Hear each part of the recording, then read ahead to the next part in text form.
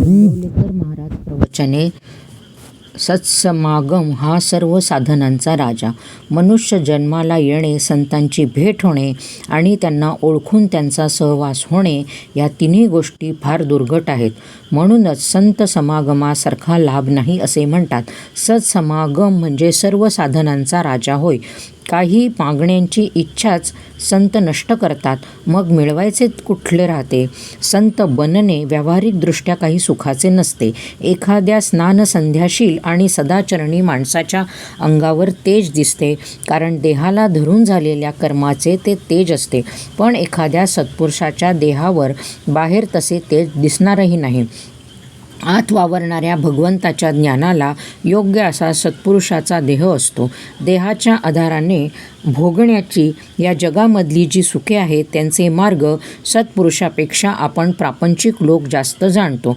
परंतु देहाच्या पलीकडे असणारे आणि कायमचे टिकणारे आणि देहाला विसरून आणि देवाला स्मरून जे मिळावयाचे असे भगवंताचे सुख आहे, ते प्राप्त होण्याचा मार्ग समजावून घेण्यासाठी आपण सत्पुरुषाकडे गेले पाहिजे. विषय तृप्तीसाठी जावे आणि निर्विषय होऊन जावे हा संत संगतीचा परिणाम. असा जो असेल तोच संत नव्हे, प्रत्यक्ष भगवंत होय.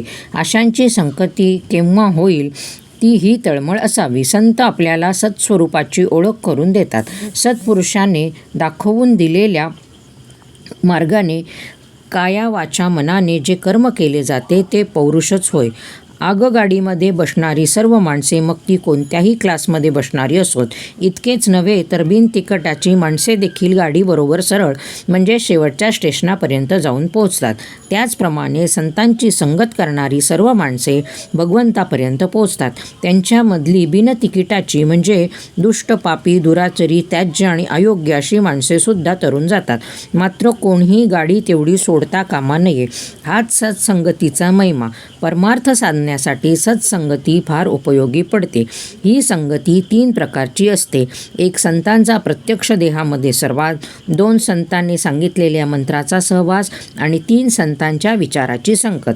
संगतीचा परिणाम नकळत होतो, म्हणून सत्संगती धरावी.